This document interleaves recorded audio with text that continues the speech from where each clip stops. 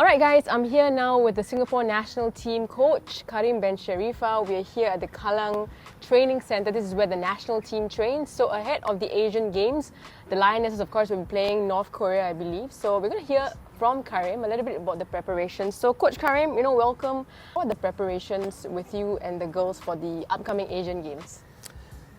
So far so good. We started, we had about 3 weeks of preparation with training frequency from Monday to Saturday, only Sunday where they have a break.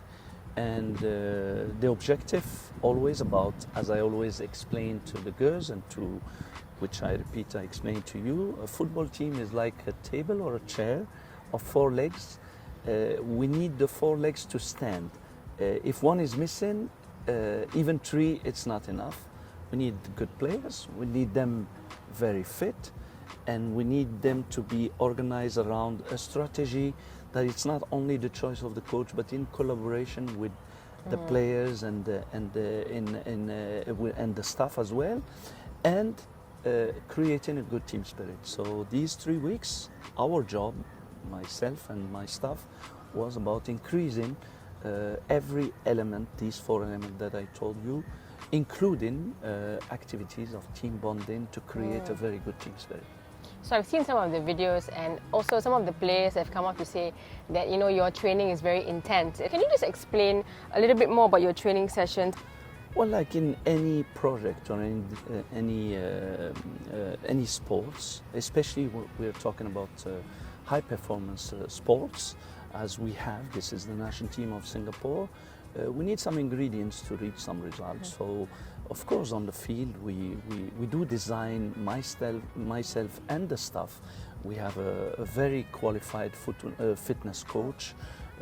We have, if you look at our schedule, you're going to find some sessions are plus, which means we push a little bit high intensity. Some sessions are plus minus, and some sessions are minus, which means a very short, low intensity. With the ultimate objective is that the girls come on the D-Day on 24th and 27th fit, but also fresh and ready, raring to go. If, of course, depend. We have in the national team some players who maybe they are used to train 2 times a week. And when we are in centralized training, we train 6 times a week from Monday to Saturday. Of course, there must be some kind of adaptation on, and of course, yes, my job is to get the players out of that comfort zone, because if we want to compete at the international level, we really need to be ready. No, and speaking of readiness, Singapore will face, I believe, North Korea only right now, because I think Cambodia has bowed out. So North Korea are known to be very physically intense, very strong. So what are you planning, to face an opponent like that? To be honest, we are facing the unknown. North Korea, for the last 2 or more than 2 years, they didn't play in international matches. But the last standing FIFA ranking, December 2022, which is not long ago, there was top 10 in the world. To give you an idea, and people who follow women football, we know very well Thailand because we play them so much, and they are a very fantastic team.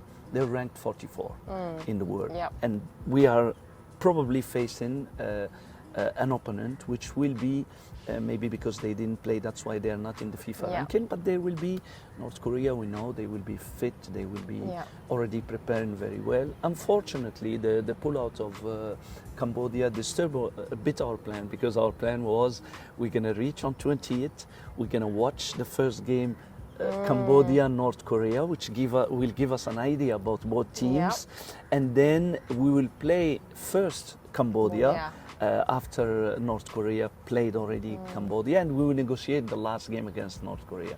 Now the change is that we're going to play 2 matches on 24th and 27th against one opponent, which is North Korea. So it's a big challenge for us, for the girls, but I'm sure they are up to it. Anyway, when we compete in SEA Games, Asian Games, the results are at the back of our mind. Yes, we want to do well, but on the other hand, there's a lot of things to learn from these matches, and for the future especially, we have a young squad. You know, speaking of learning, there's some qualities that I'm interested to know as a coach. What kind of qualities would you like to impart for your players to have? Depend. I'm aware that I have a diversified group of players. We have many good experienced players. We have some young talent who are very full of passion and energy, and even in their personalities they are different. But we try to work on with each individual. Yes, there is a group plan, but the way I talk to 2 or 3 players is not the same, depend on their character and their personalities.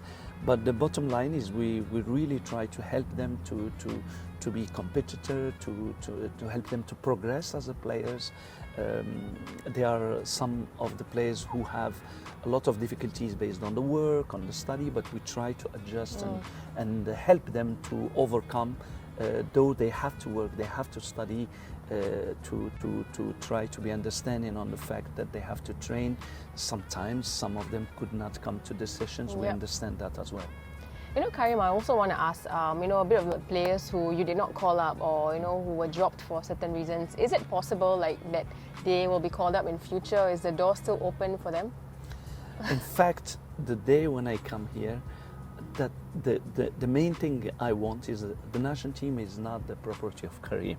The national team is the property of every Singaporean girls who play in the league, whether WPL, whether WNL, whether abroad. The door is wide open to any players who have the quality, who have those 4 ingredients, as I explained, quality in terms of skills, in terms of fitness, in terms of adaptability, in terms of the strategies that we propose to them, and also be a good member within a good team spirit. So any girls which have those qualities, the door is open and she's welcome. I'm aware some of the players that some was I would say dropped, or dropped is a big word, I don't like to use it, but basically it's choices. Because we are selecting, maybe if you count the WNL, the WPL, is more than 100 players, and we are selecting, trying to select the best. Obviously, there will be some people who are disappointed, but even some of them who have the quality to be with us, but choose to do otherwise, the door is open. They are very much welcome to the squad and to play a role in the national team. So as you guys can see, the door is still open for the players who also maybe are still, you know, watching the WNL and might want to try and break into the national team. If you allow me, what you just said now is really the essence of the national team. That the fact that the door is open will give hope. Because if the national team if it's not a club, the national team is for the best, and it can change from one camp to the other, and those small changes gave hope to every girl that play in the WPL or WNL will have that dream that one day I will represent Singapore. And I think that's very important even for the level of the league, that every girl have the objective to win with her club, but also working on that ultimate dream to represent Singapore one day. You know, and I also wanted to ask Karim a little bit more about the dream. You know, what is your personal dream for, you know, Singapore women's football? You know, I did coach before, even in Singapore in S League clubs men team. This is my second big challenge for coaching a women team. I did it with Morocco, and for 2 years I was so happy to see 8 in the starting 11 and 5 on the bench. Was from that batch that I left in 2019, and I really very excited and motivated to do something similar here in Singapore, to grow with the, you notice that we call many young players as well. We have experience, but we have many young players, because we are not working on the Asian Games, but also on the SEA Games that will be here very, 2 years is, it looks like it's a long time, but actually it's a short time that they prepare from now, and some of these youngsters will be in the starting 11 of the next SEA Game as well. So we're working for the present, but with an eye on the future as well. You know a little bit more about your time at Morocco women's national team. I mean, Morocco obviously were in the recent FIFA Women's World Cup, and you know they had a good group showing. But what can Singapore learn from Morocco as a team, you know, the women's team, in order to succeed in some way? Is what you said the dream? It's possible. We can. You know, when I came, one of the things that I want the girl to believe is we play, because there is a big difference. We play not to lose. So we're a bit defensive, even in our approach, in everything we do, but also to play to win. And I think Fana had mentioned that in her interview, is the girls must believe that it is possible. We are 130 in the world now. Yes. When I came, it was 134.